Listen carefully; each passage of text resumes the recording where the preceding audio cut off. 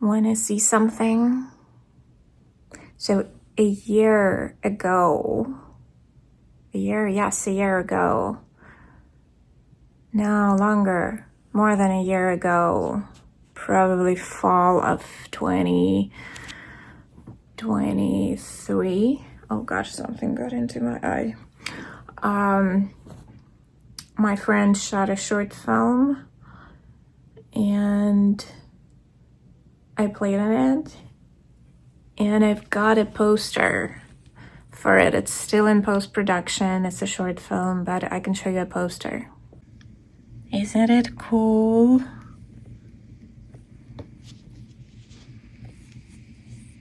That's a poster for a short film. I can show you a couple pics. There are like, what, 4? This is my friend Alessandro. He will be also in my short film. This is advertisement. This is Eva, who's also a director and screenwriter. This is Brianna, our star. And this is me, my close-up, and the poster. Woohoo!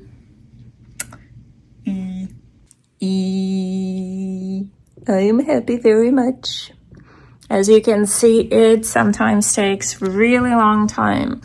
We shot for one day. It was like a one-day shoot. And yeah, it's still in post-production. Yeah, like a year later, it's still in post-production. But I'm happy. We already have an IMDb page and we have a poster.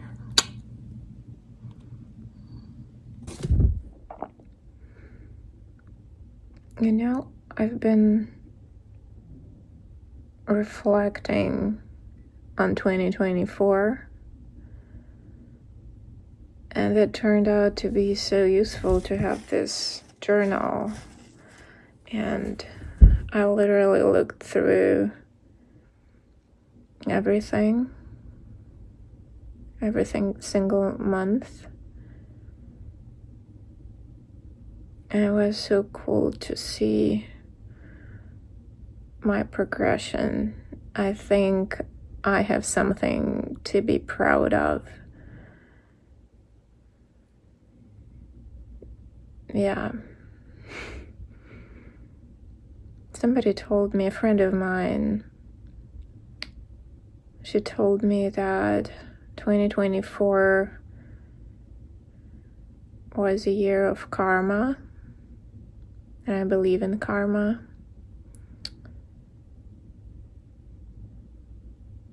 And even though it was that hard at the beginning, I'm actually loving where it ended. And I'm happy that I was able to see the good in what felt like a life-crashing disaster.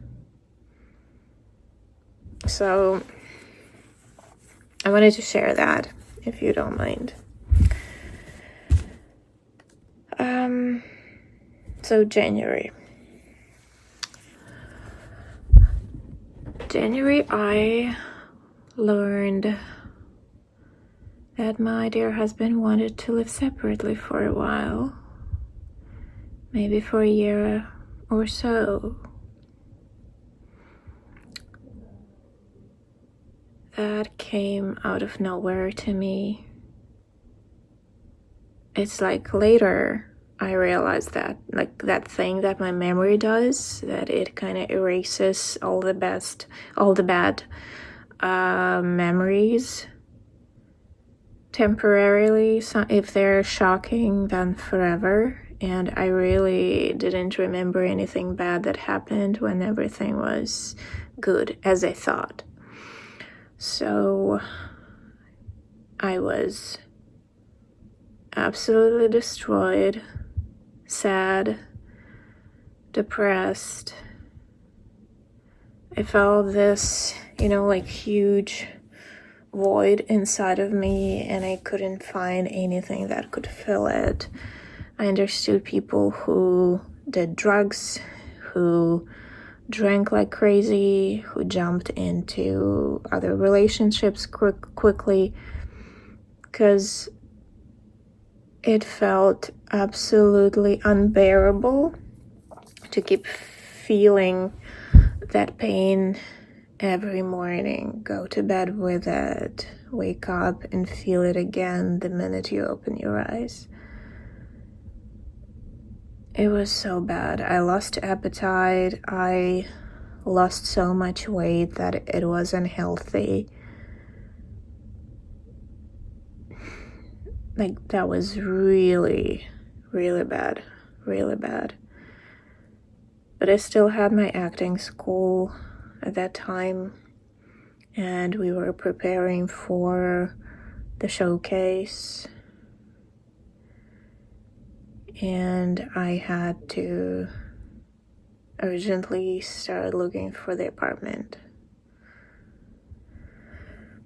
In February, I had a showcase. That was the highlight of the month. That felt absolutely amazing, to perform for a full house, and it was on my birthday. Yeah, that felt absolutely amazing. But again, I kept looking for an apartment, couldn't find anything I liked. Yeah, apartment hunt, a lot of work, events work started. We signed the separation agreement. I tried to keep myself as busy as possible during the days. But then the night came, and all the demons crawled out of their hidden places, and I felt sad, depressed, miserable, unhappy again. Yeah, that was the February, but then came March. I started eating sugar like crazy. That was my medicine, probably. I really did eat so much for months. And when my appetite came back, that was what I was eating. Sugar. I couldn't put any normal food or any decent amount of normal food into myself. I just couldn't. I was under the impression that because of stress, even my, what do you call them, taste buds, something happened to them. Whatever felt tasty before didn't feel tasty anymore, and the only thing that still was the same was sugar. And it was my only source of joy at that moment. Just like nothing. Like, acting school was over, because in January I had that outlet, and in February I still had a little bit at the beginning, but then in March, like nothing. And sugar was my only source of happiness, which was sad. But I finally found the apartment, started the whole process.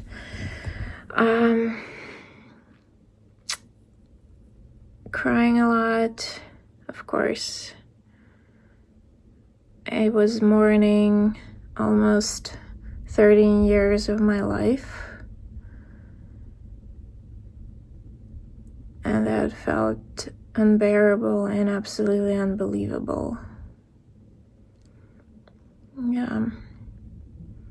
I reflected on the relationship a lot, blamed myself and everything. It was my fault. I didn't change. I didn't do this. I didn't do that. I didn't grow. Again, it's like it was all I didn't.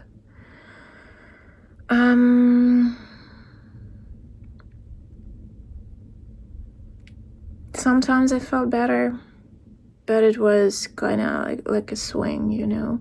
I feel better, I feel worse. I feel better, I feel worse. I feel better, I feel worse. After that, the April came, and that was when I moved. I moved out. And that was when I said goodbye to my ex-husband. That was the last time we talked. The last time we saw each other. I mean, I saw him later, and I'm sure he saw me, but no communication like that. He called me to check on me, if I have everything I need. But I can't handle like hearing the voice. Like, I can't do that to myself. Just messages, please, emails, so just that, please.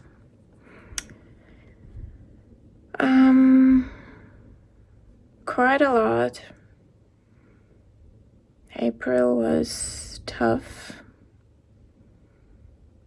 Even though we were not together starting January, we still lived together till April, and I only moved out in April. So technically that was the first month of the actual separation. And that hit hard. But also at some point I felt that I was tired of being sad all the time. It got me angry. Yeah, a lot of anger. I had so much anger. I still have anger. Maybe less, or maybe it's kind of calmer, but a lot of anger came out. May was even worse. I had anxiety, I had panic attacks, I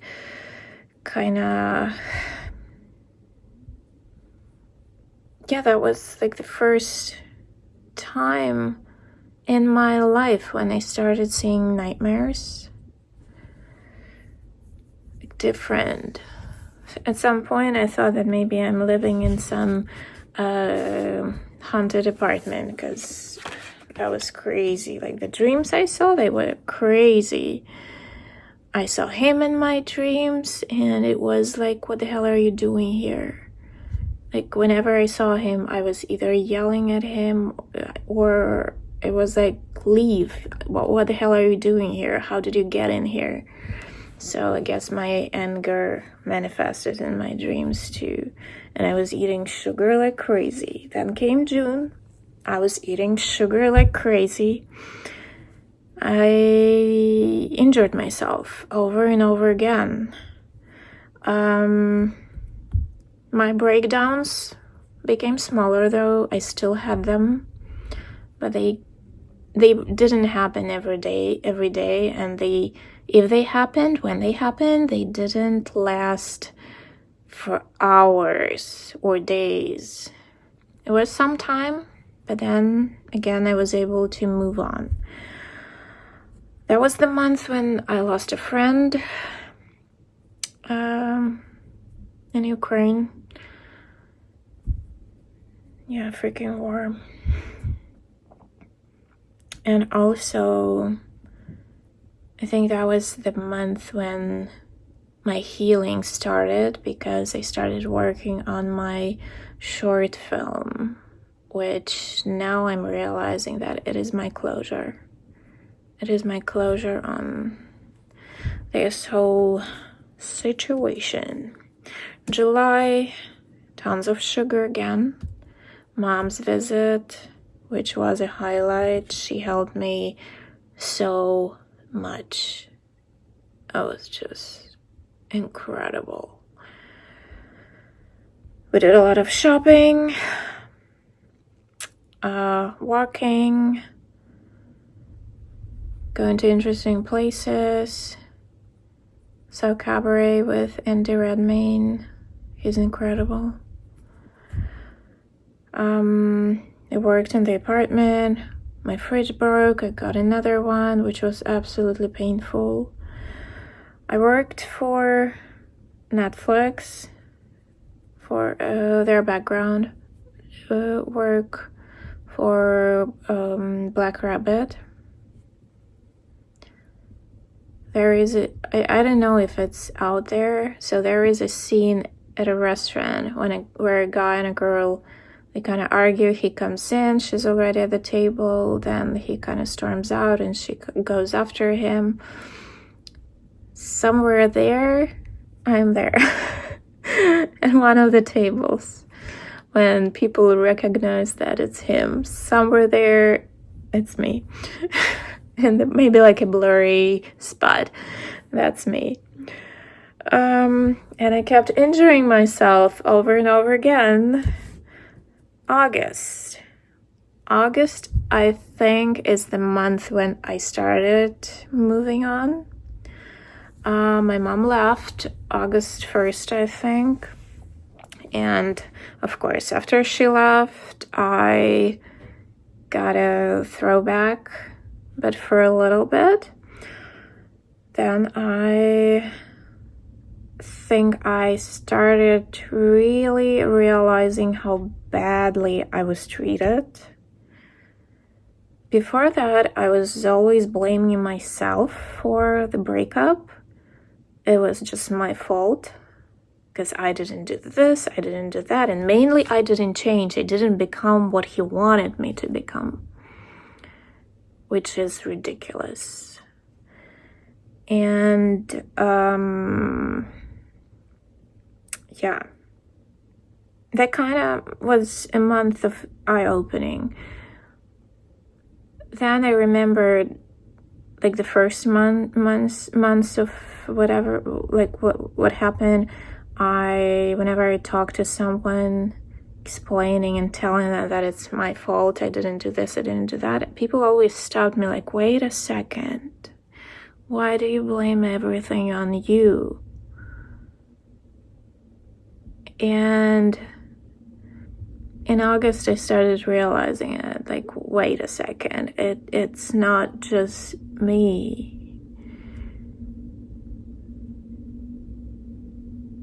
And then, like, reflecting on the relationship, I really started understanding how badly I was treated. Yes, there were good moments, but there were really bad moments that traumatized me, kind of broke me. And that was insane that I had that eye-opening moment. I read somewhere, someone said, of course, on the internet is full of wise people, you know. You will never understand how badly someone treated you unless you start telling somebody else about it. So at some point I started hearing myself and catching myself like, wait a second. This doesn't sound right. This is not right. This is not how one person is supposed to treat another person. So kind of end of summer, my eyes started opening. September. End of September, I went sugar-free. September 25. Yeah, that was the day. September 25th. And I'm still going strong. What is it? January 5th. Still no sugar. And by no sugar, I mean I still have fruit sometimes.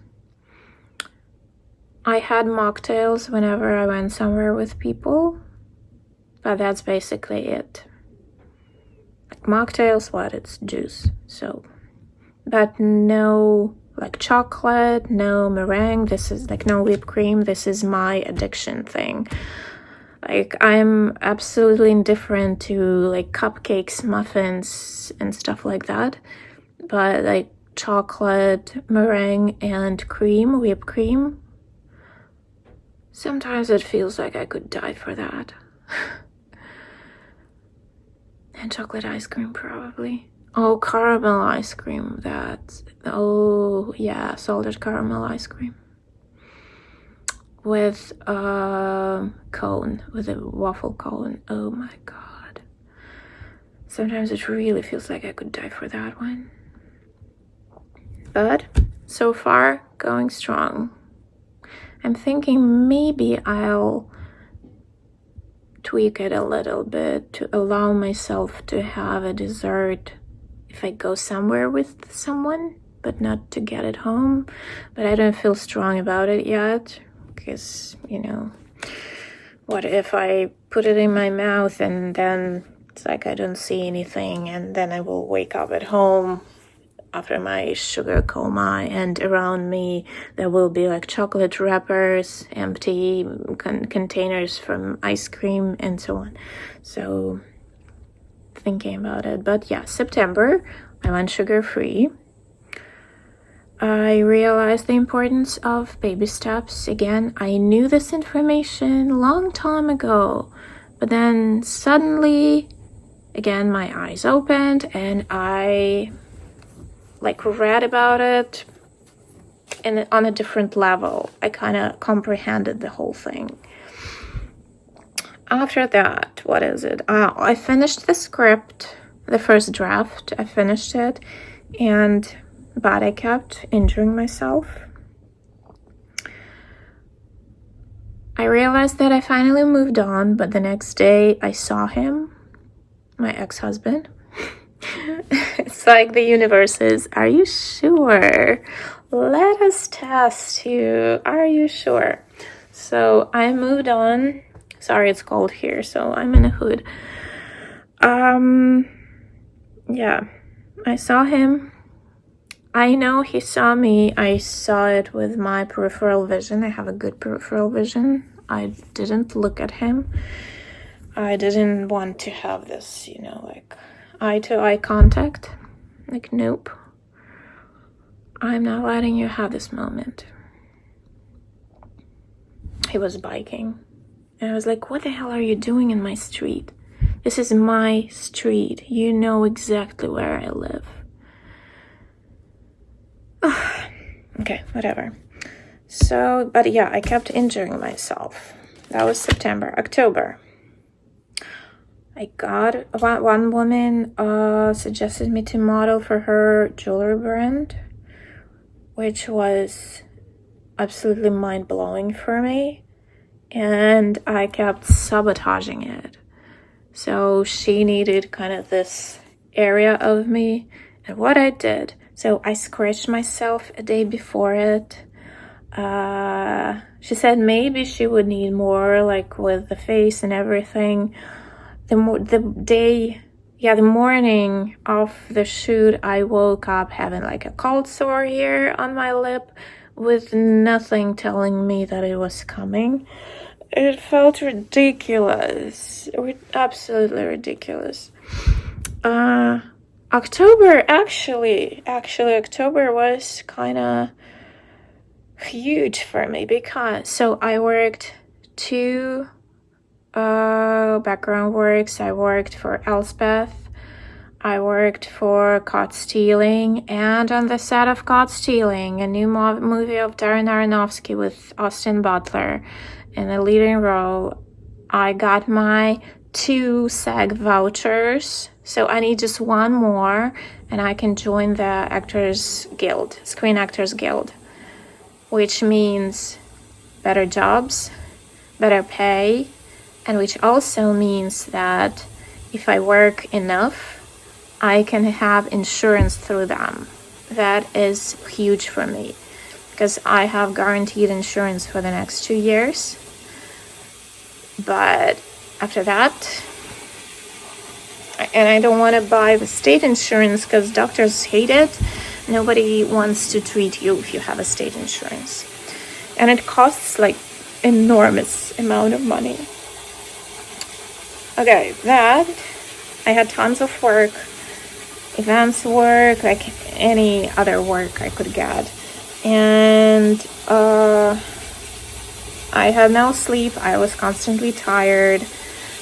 And I had a lot of inner dialogue, self-talk with myself. But it was more on a healing side, I'd say. I didn't blame myself for what happened. I was proud of myself, of what I've accomplished, so that was good. But I was so exhausted. Sorry, it was my radiator. I was so crazy exhausted. That was nuts. November is like, very, very, it's like I put an asterisk by this month. I have my notes here because I never remember stuff. That was huge for me. A huge month, because at the end of November, I realized that it was such a joy not to have anyone that for whose happiness I have to be responsible. I am the only person for whose happiness I'm responsible. And that felt so good. Incredibly good. Amazingly good. I was past the point of feeling sorry for myself. That stopped. I finally felt like I'm in charge. I was absolutely crazy tired, but I started seeing the good in the separation. I started seeing the advantages of what happened. And I actually was happy about it. He did something that I probably would never do because of who I am. I would try to make things work. So I guess at some point I will be grateful for it. But not yet. I'm not there yet. I'm still angry. Because when we were separating, he said to me that on the third month he knew that I wasn't what he was looking for. Third month. And he stayed with me for almost 13 years. He wasted almost 13 years of my life. Motherfucker.